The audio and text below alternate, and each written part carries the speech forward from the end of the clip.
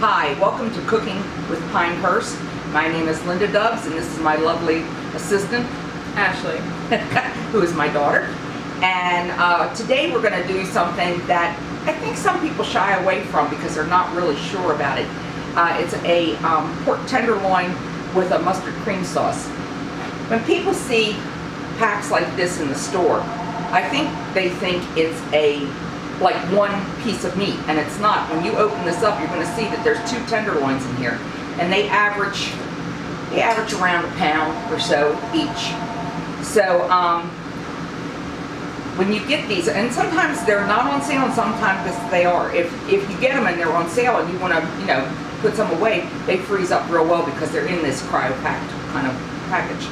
So Ashley's going to open this up. And what we're going to do is we're going to open this up, we're going to hit it with salt and pepper. This pan that we're using today isn't one of our prettier ones, but one that we use a lot. If you notice, this is not a coated pan. This is a straight steel pan. And the reason you do this is when you do a sauce, a lot of times you can't get the bits and the pieces that you need when you use a Teflon coated pan that you can get when you use a steel pan. So sometimes people will say my sauce didn't turn out right, and the reason it didn't turn out right was because they used Teflon coated or some kind of copper coated or whatever pan. Now, as you can see, she's opened this up, and it's 2 pieces in that pack. And as you can also see, there's hardly any fat on it at all. So what we're going to do is, you go ahead and turn that on medium. We're going to take olive oil and put it in this, well, we'll heat the pan a minute. it's so long. Oh, it's okay. Yeah. Is it medium heat? Yeah. We're on medium. Okay. Give it a couple seconds to heat up. She's going to put the olive oil in, and while she puts the olive oil in, I'm going to hit this with salt and pepper. And that's all you need seasoning-wise is salt and pepper. Do both sides. Once again, if you want this recipe, you can write pinehurstevent@aol.com, and we'll be glad to send it to you or write it down as we go. You can write it in the comments. Yeah. We'll figure out a way to get it to you. If you like this cooking series, please sign up, and you will be notified anytime we do a new one. We haven't done one in a couple weeks because we were so busy here with all the catering. May has been a killer for catering, and it isn't just things on the weekends. It's been all week long. We just did one last week for 200 people seated, served, and we got them all seated and served in 22 minutes. It was a doozy. So we rocked it. And it wasn't even here at our location. It was in another location. So it's always more challenging when you have something at another location where you've got to bring everything you own with you. Okay, now we've salt and peppered. I think that still has to heat up a little bit more. I can hear it. Starts. Yeah, what I'll tell you is what we're going to put into the sauce when we get finished. We're going to brown this pork on both sides. What we're going to do is first we're going to brown it in the frying pan. We've got the oven heated up to 350, which this is a convection oven. If you were using a regular oven, you'd be heated up to 375. You're going to heat that up to a 375 if it's a regular oven, and 350 if it's a convection oven. You're going to brown these pork loins on one side, then you're going to flip them, but when you flip them, you're going to put them in the oven. So they'll brown automatically in the oven on this frying pan. If you have a frying pan that's like this, or if you have any kind of frying pan that has a, A rubber coated handle. a rubber coated handle, we took this rubber coated handle off. It'll melt. Because if you put this in the oven at 350 or 375, it's going to melt on you. So just make sure that if you have any kind of cookware that has a rubber handle on it, to remove it before you put it in the oven, or you're going to have a real mess to clean up. Okay, now you can see, you can see that you'll know that the oil's ready when you see it's kind of moving around. And go ahead and tilt it a little bit. Okay. And we're going to put this in there. Hear the sizzle.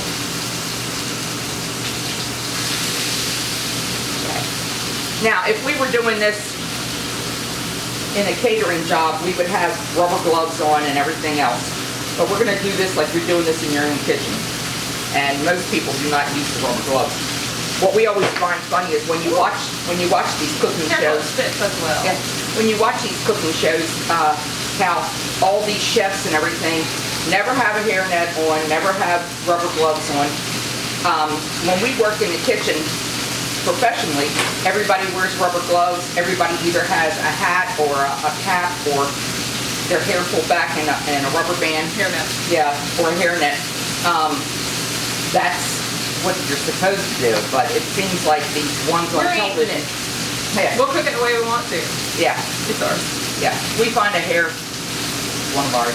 So, yeah. No, here. You don't have to leave this on long. You only have to leave it on for about 3 or 4 minutes. Brown on the one side, and like I said, when you're finished, you turn it over. Now, the difference between this and like a pork loin, there's a thing called a pork loin and a thing called a pork tenderloin. The tenderloin's going to be small.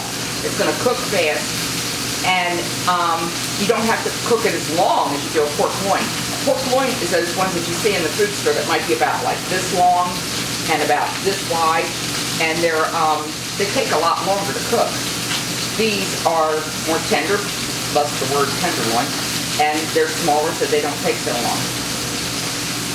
Check and see if they're how brown they're getting. No. What about the other one?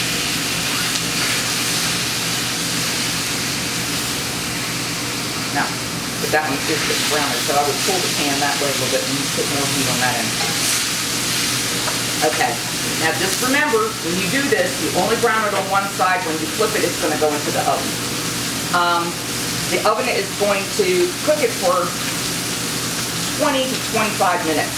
So I always say when a recipe says do it between 20 and 25, I usually time it for 22 or 23, because you figure 1 or 2 minutes isn't going to make or break it, but 5 minutes could make a big difference. Your meat thermometer should come out at 140, because tenderloins you don't cook as long as you do a pork roast. I think the whole reason of cooking pork really well done is because it used to have a lot of worms and stuff in it back in the old days. But Parasites. yeah, parasites, and they don't have that kind of stuff nowadays as much, especially when you buy from a food store that's getting it from a big corporation or company. So, let's see. Yeah. Okay. See how that looks? Just want to brown it off. You're going to flip it, and now we're going to put it in the oven. So.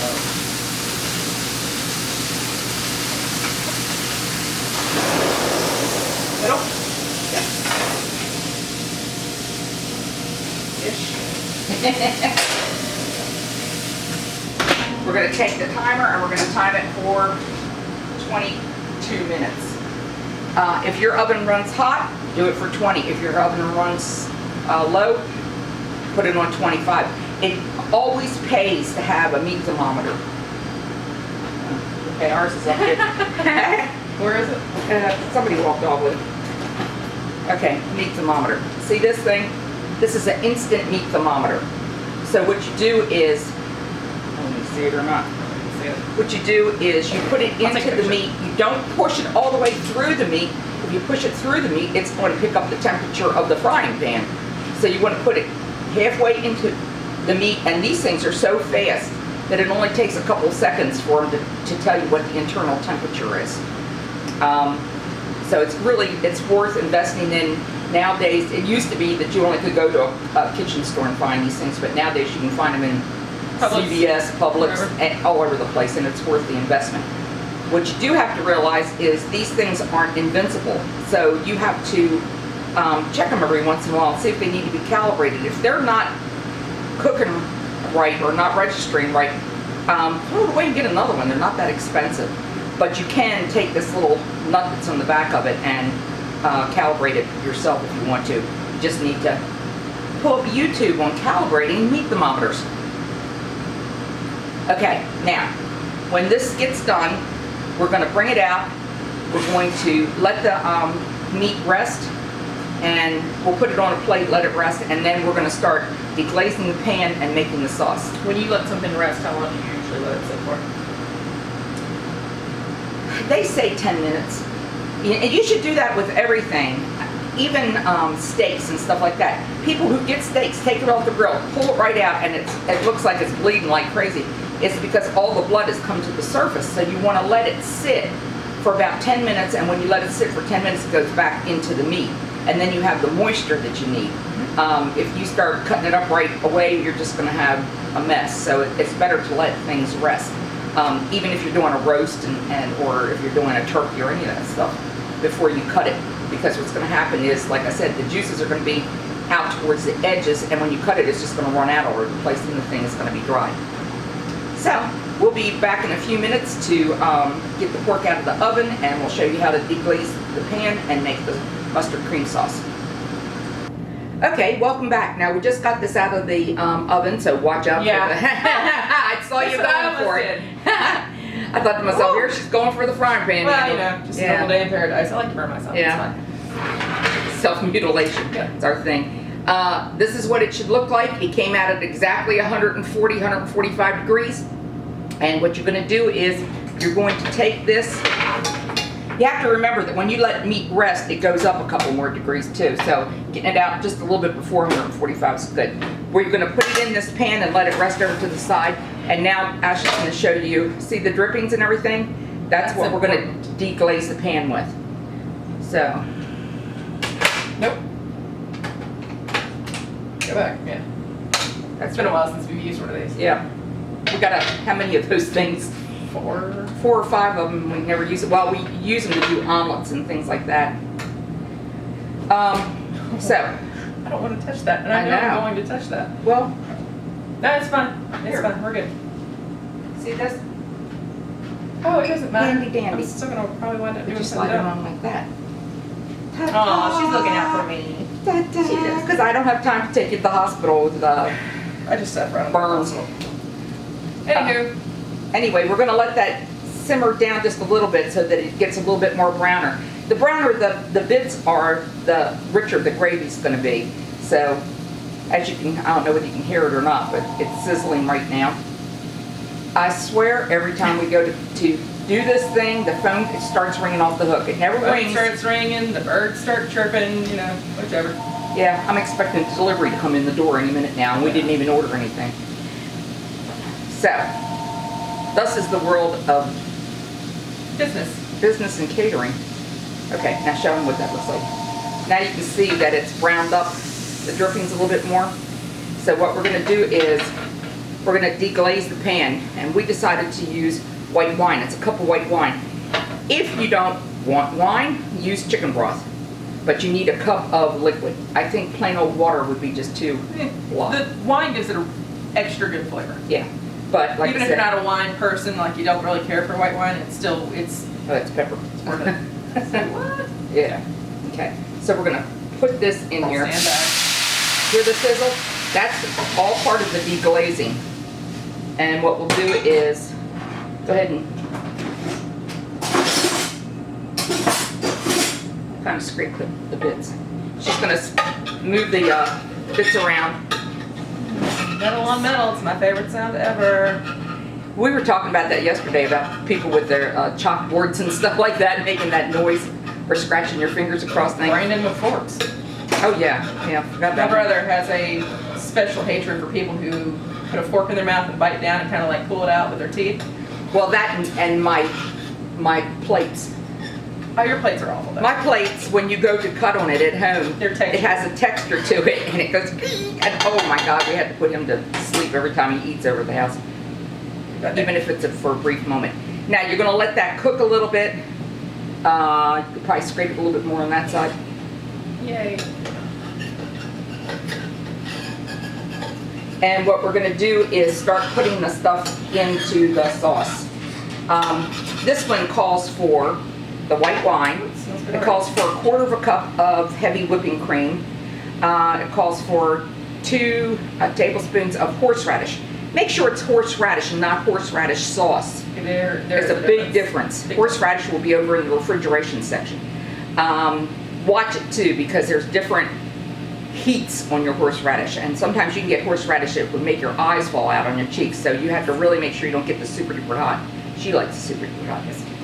2 tablespoons of Dijon mustard. Do not use yellow mustard. Do not use the brown mustard. Use Dijon mustard. Quarter of a teaspoon of cayenne pepper. You can put in more if you really like it hot, but we're just putting in a quarter. 2 tablespoons of cold butter goes in at the very end. So to this, we're going to go ahead and add the heavy whipping cream.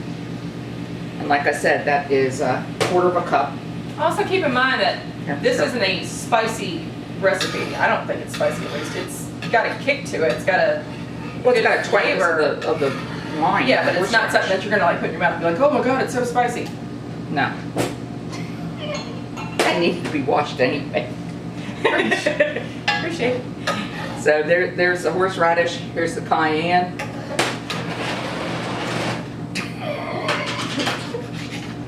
Here's the If it was anybody else. Dijon. 2 tablespoons. And you can adjust this, you know, if you feel like it needs more horseradish when you taste it, you know, knock yourself out if you think it needs more of anything else in there. Now, the only thing that's left is she's going to bring this up to a boil, and you're going to let it cook for about 2 to 3 minutes. We're not going to let it cook 2 to 3 minutes because we don't need to, but I mean, we're just basically showing you how to get it together. We'll let it cook after we go off air. But what you do is, at the very end, you finish it off with butter. And what butter does is it gives it a rich taste and kind of a glaze that just really makes things pop. You can do this with chicken, a chicken kind of gravy. You can do it with a beef kind of gravy. The butter is just the thing that is like the finishing touch on the sauce.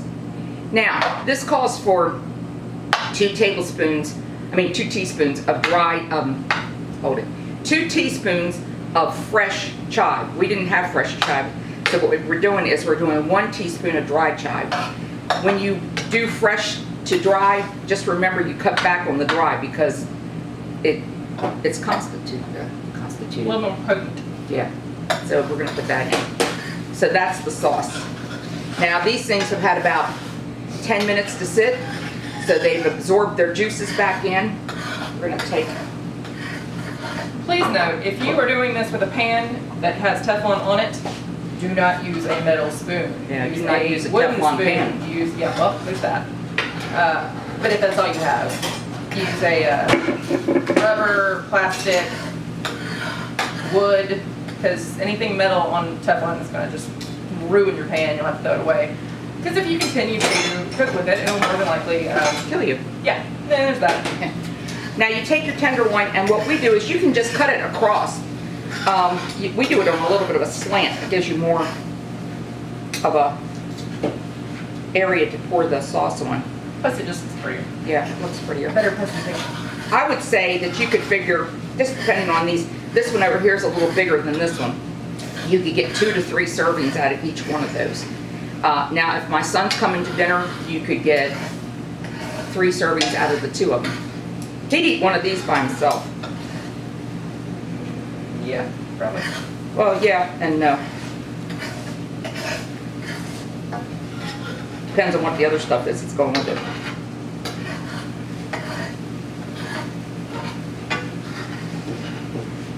We've used these tenderloins for Hawaiian luau's. We've used them for sausage and biscuits, and instead of sausage, we use tenderloin. Something different. So see how this is? It's got a slant of a cut to it. You would put it into your, you really should have gotten a plate. Oh well, you put it on your plate. Yeah, that's enough. Pardon me. See how this is reduced? See how this is thicker now? That's what you want it to look like. You don't want it to be runny, you want it to be a thicker kind of glaze. And you can turn this off because you don't want to bubble it all away. Ashley's going to get a plate and we're going to show you what it looks like plated. This is really good. The whole entire thing would take you a little more than half an hour.